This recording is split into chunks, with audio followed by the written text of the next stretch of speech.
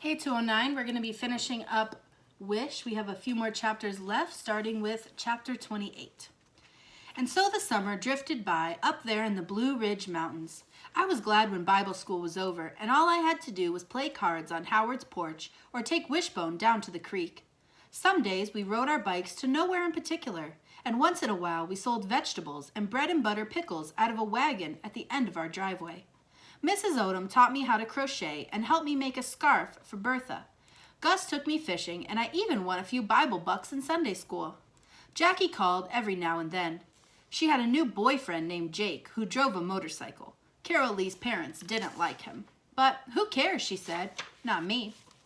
She didn't get the bank teller job she wanted, but she met some guy who needed a file clerk at his insurance agency, and then she could finally quit that Waffle House job. I got a few more letters from Scrappy. He didn't say much except, "It sure has been hot here lately," or "I'm getting fat eating jailhouse food, ha ha." I still made my wish every day because I decided I was not ready to give up yet. I wished on a butterfly that landed on me, a camel-shaped cloud, on a cricket in the house, and a lightning bug glowing on my ring finger.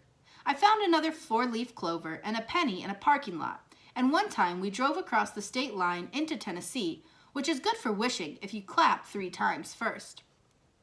And then one day, a lady from social services showed up at Gus and Bertha's.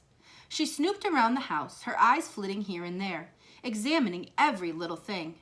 She made a face at the cat hair on the couch and raised her eyebrows at those canning jars in my room. Bertha followed along behind her, chattering a mile a minute about what a big help I am around the house and how much I loved Vacation Bible School. Of course, she left out the parts about T.J. Rainey and that dumb lunchbox note. "And check out her dog," she said, nodding toward Wishbone, snoring by the back door. "You wouldn't believe how she takes care of that dog. Feeds him, walks him, lets him sleep right on her pillow every night." That lady made another face and then asked if there was somewhere we could talk. "Why don't we go out on the back porch?" Bertha said. So we sat out on the porch with the afternoon sun high above the mountains while that lady sat in Gus's chair and told us that the situation back in Raleigh had improved. I watched Bertha's face turn white and I felt my stomach do a flip. Improved? That lady went on to tell us how Mama was doing better and trying harder and deserved a chance. She explained about how it was always best for children to live with their real parent. "Whenever possible," she added quickly. Then she blabbered on, but all I heard were words like Charlie's well-being and supervision and stable environment. Bertha kept pushing at her hair with a shaky hand and nodding, and then that lady said she would send someone to pick me up in a few weeks, and that was that. Believe me when I tell you, my head was spinning. Why was I feeling so scared? I sat there on that porch with confusion swirling around me like a swarm of angry bees. Shouldn't I be feeling happy? Hadn't I wanted to go back to Raleigh? Didn't I hate these hillbilly kids here in Colby? Didn't I want to get the heck out of a place where my only friend was an up-down boy and I slept on Cinderella pillowcases in a shabby old house hanging off the side of a mountain? And then I had a thought that made me jump up and run to the front door, where Bertha was watching that lady's car disappear up the driveway. "What about Wishbone?" I hollered. "Tell that lady I'm not leaving Wishbone." Bertha swiped at her cheeks and pulled me to her, and she said the perfect Bertha thing. "I will make things right for you, Charlie," she said. "I promise." 29. The next day, Mama called. Bertha talked to her first, soft and low, with her face toward the kitchen wall. "I know, Carla, but think of Charlie. Not fair." Finally, she gave the phone to me. "Hello?" I said, and I felt like a baby. Why couldn't I be strong and sassy-mouthed like Jackie? Then Mama told me how she can't wait for me to come home, and she's been so lonely, and nobody understands what she's been going through.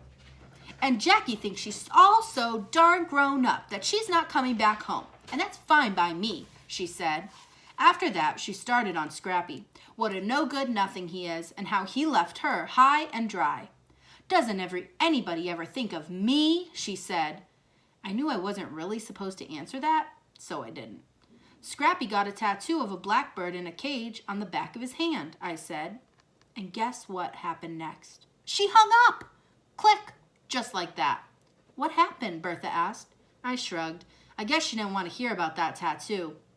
Bertha stood there slack-jawed, looking from me to the phone and back at me. Maybe y'all just got disconnected, she said. I bet she'll call back.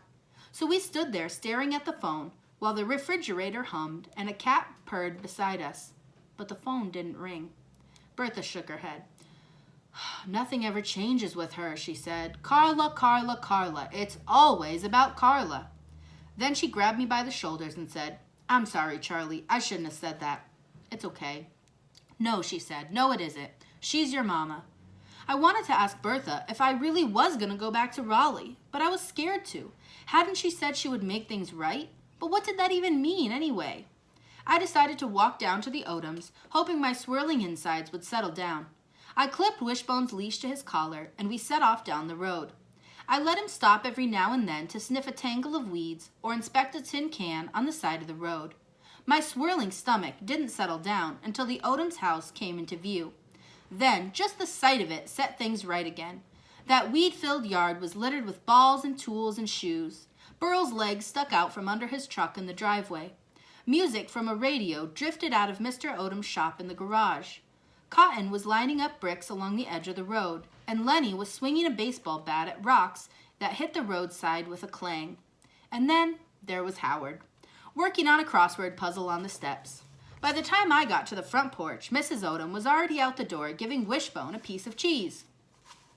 I sat on the steps for a while, not talking, watching Howard working on his puzzle.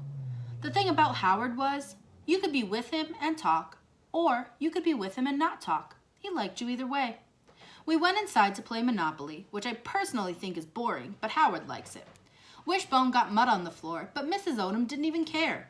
She brought us orange jello and coffee mugs and let Cotton jump on the couch.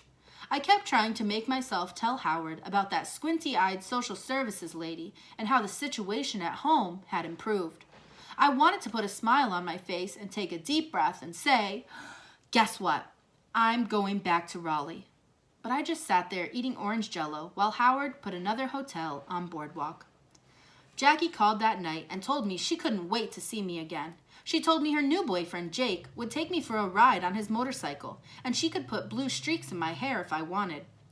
And I'm finally getting my very own apartment, Charlie, so you can have the bedroom all to yourself, and I don't want to go back to Raleigh, I said. Silence. I said I don't want to go back to Raleigh, I hollered. How come? 'Cause I want to stay here in Colby. But I thought you wanted to come back. Jackie let out a big heavy sigh, and then she started with, I told you this and I told you that. And what could I do but agree with her? She had told me all that. How I had Gus and Bertha treating me like a princess, and those good-hearted Odoms thanking the good Lord for me at the supper table. How Howard was the nicest friend I could ever want. How I had these beautiful mountains and that little porch under the stars. I just hadn't seen all those things until now. I'd been so busy making my wish that I hadn't seen things the way they really were. But Bertha's going to make things right, I told Jackie. What does that mean? She said. I'm not sure. Then she said she'd call again later, and I went to bed with my stomach so tangled up in knots I couldn't sleep. I laid my cheek against Wishbone's warm side and listened to his slow, steady breathing. I couldn't even think about that clothesline of troubles. Shoot, I had so many troubles, that line was liable to fall right over. 30. The next day, Mama called again.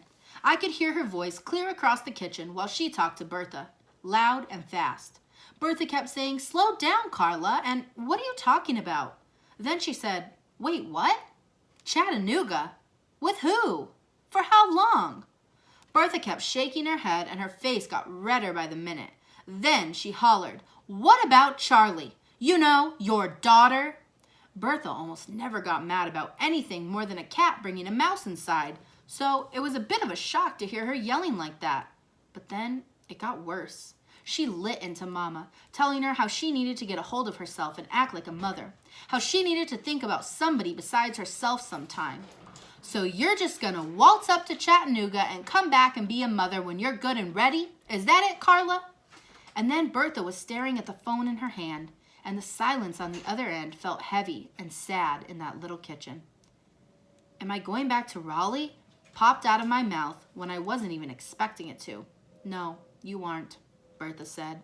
Then she told me she had some calls to make and I should go down to Howard's. I told Howard everything, starting with that squinty-eyed social services lady telling us how the situation in Raleigh had improved, and ending with Bertha saying, "No, you aren't." And when I was done, he said, "Ain't Bertha the best?" And wasn't that so like Howard, finding the only good part when things are bad? I wondered what he thought about a mama who just waltzes up to Chattanooga instead of making orange jello in coffee mugs. For a minute, I even wondered if he still wanted to be my friend, knowing my family was all broken up like it was. But that thought flew right out of my mind when he said, "Let's build a fort." So we spent the afternoon in the Odom's dusty, ramshackle garage, searching for stuff to make a fort with. Scraps of wood, a warped table with no legs, a rusty stop sign riddled with bullet holes. Cotton kept following us around saying, "What about this?" and holding up something dumb like a broken hamster cage or an empty paint can. Wishbone liked to went crazy, sniffing around for mice and chipmunks or whatever else might have been in that garage, chewing on bags of birdseed or nesting in a busted radiator. Lenny and Burl helped us drag everything to the woods at the edge of the yard, and then Howard wanted to sit on the porch and draw a plan for the fort. Me? I just dive right in, but not Howard. He was a planner. We worked on our fort for a while, but it was too hot, so we went inside and laid on the living room floor in front of the fan. I stared up at the water-stained ceiling and said, "I hope I don't have to go back to Raleigh." My voice came out all quivery, and I had to swallow hard to keep the tears from coming. I hoped Howard wouldn't say, "I thought you wanted to go back to Raleigh." He didn't. He said, "You're not." "How do you know?" "I just know." He said that so firm and sure that I felt better right away. After a while, Mrs. Odom came in and told me Bertha had called and that I should go home. So I tied Wishbone's leash to Lenny's bike and headed up off the road with my stomach starting that familiar swirl again. What if Bertha hadn't been able to make things right for me after all? 31. When I got back, Gus was home from work, sitting in a lawn chair, dunking turnip greens in a bucket of water. "Hey there, Butterbean," he called out when he saw me. Wishbone slurped up some of that sandy turnip green water, and me and Gus laughed. Bertha's cat named Lula May sauntered over and rubbed her head against Wishbone's leg. He gave me a mournful look, but he let her do it. Later, while Bertha put turnip greens and cornbread and tuna casserole on the table, she told me we would talk about everything after supper. I didn't know what "talk about everything" meant, so I just said okay. But inside, I felt scared. I pushed tuna casserole around on my plate and didn't say much, while Bertha told us about some friend of hers whose son ran off and joined the army. "Honest to goodness," she said, "the way she keeps crying and carrying on, you'd think he jumped off a cliff." After supper, I helped her clear the table, and then we went out on the porch to eat peaches with vanilla ice cream. I watched the lightning bugs twinkle down below and waited for us to talk about everything. Finally, Bertha started. "So, Charlie," she said, "I talked to social services today, and I told them I didn't think your situation at home was improved after all. I told them I thought maybe they made a mistake." "You did?" "I did." Then she told me how they agreed to check on things. She repeated some of those social services kind of words like reevaluate and stable environment. "They promised they would get back to me in a few days," Bertha said. Well, let me tell you, those few days felt like a few years to me. Worry followed me every minute, making my insides flop around and my heart beat like crazy. Howard kept saying, "Trust me, you're not going back to Raleigh." But when I asked him how he knew, he just said, "I can't tell you. Just trust me." I wanted to trust him more than anything, but that ball of worry in my stomach just wouldn't go away. And then, of course, laying in bed with Wishbone snoring beside me, I couldn't stop thinking about how wrong I'd been about everything here in Colby, how I hadn't seen all the good things Jackie saw right away. And then I found myself wanting to be more like Jackie again, and Howard too, both of them always seeing the good in things. I put my head on Wishbone's warm side and made a promise to myself right there in that little room of mine. No matter how things turned out, I was going to try to see the good in things, like Jackie and Howard. I knew I'd probably always have to say pineapple once in a while, on account of Scrappy's temper that I have. But who knows, if I tried hard enough, maybe someday somebody might even call me good-hearted. Those few days dragged on, and every little thing I looked at nearly turned me into a crying baby, thinking I might be leaving. Bertha stirring grits by the stove with a cat at her feet, Gus out in the garden in his greasy baseball cap, picking nasty green worms off the tomato plants. Even the shed and the porch and the lawn chairs and the canning jars lined up on that shelf in my room made me sad. I tried to stay busy at Howard's, but then being at the Odoms like to broke my heart. That ratty old couch on the porch, the yard full of bicycles and balls and dirty sneakers, and of course Howard studying his fort plans like he was building a castle, and then heading out to the edge of the yard with that up-down walk of his. Finally, after a few days, the kitchen phone rang while me and Bertha were out on the porch eating egg salad sandwiches for lunch. She answered it and talked for a while, and when she came back out, the look on her face told me something good was about to happen. "How would you like to stay here with me and Gus, Charlie?" she said. My heart nearly leapt right out of my chest. "Stay?" I said. Bertha nodded. "Stay." "For how long?" Then Bertha said almost the exact same words that Jackie had said on her last night in my room. About how Scrappy was going to keep on being Scrappy, and Mama was going to keep on being Mama. And then she told me as long as she had a breath in her body, she was going to make things right for me. I wanted to jump up and down and pump my fist and let out a cheer that would echo across the valley below us. I wanted to spread my arms like wings and fly right off that porch and out over the treetops and up into the clouds. I wanted to dance with Wishbone and then race down to Howard's to tell him this news. But what I did first was hug Bertha. "Yes, ma'am," I said. "I would like to stay with you and Gus." I hugged her one more time and added, "I would like that a lot." Bertha looked at me all teary-eyed and said, "Guess what I'm doing first thing tomorrow?" "What?" "I'm getting every single one of those dang canning jars out of your room." We laughed, and I asked if I could go tell Howard the news. So me and Wishbone raced down to the Odoms and up the porch steps. I banged on the screen door, hollering, "Guess what, y'all?" I didn't even wait for anybody to come to the door. I burst right into their living room, which I know was not a very nice thing to do, but I couldn't stop myself. Howard jumped up from the couch, and Mrs. Odom came running in from the kitchen and said, "I'm staying here. I'm not going back to Raleigh." Mrs. Odom hugged me and told me that was the best news ever, but Howard just said, "Told ya." Then he gave Wishbone half a vanilla wafer and said, "I knew you were staying here." "But how'd you know?" I asked. "'Cause that was the other part of my wish," he said. "That day at the creek, I wished that you would be my friend and stay here in Colby." "You did?" He nodded. "Yep. And since the part about being my friend came true, I knew the other part would too. But I couldn't tell you because of that rule. You know, that you can't tell your wish to anybody or it won't come true." Well, didn't that just beat all? Howard making a wish like that. On my way home, I thought about how I'd made my wish so many times, and it hadn't come true. And there was Howard, getting his wish on the very first try. Still, my heart felt light as a feather as I turned up the gravel driveway toward Gus and Bertha's.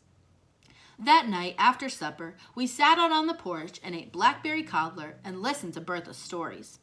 "And then," she said, "one time we ran out of gas in the middle of nowhere with 3 cats in the car.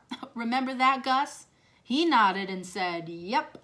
Then Bertha let out a big, contented sigh and said, "I never in my wildest dreams would have thought we'd have a family like this. Would you, Gus?" A family like this? Is that what she'd said? She had said that. A family. A real family. A family that cared about me and called me Butterbean and was going to take the canning jars out of my room first thing tomorrow. A family that wasn't broken. A family that I'd been wishing for all those times. I couldn't hardly wait till Sunday when I could find my flower in the Garden of Blessings and write my family on it. Suddenly, Bertha called out, "Star, first star, everybody make a wish." I looked up at that star twinkling over the mountains, but instead of wishing, I just closed my eyes and breathed in the piney air. My wish had finally come true.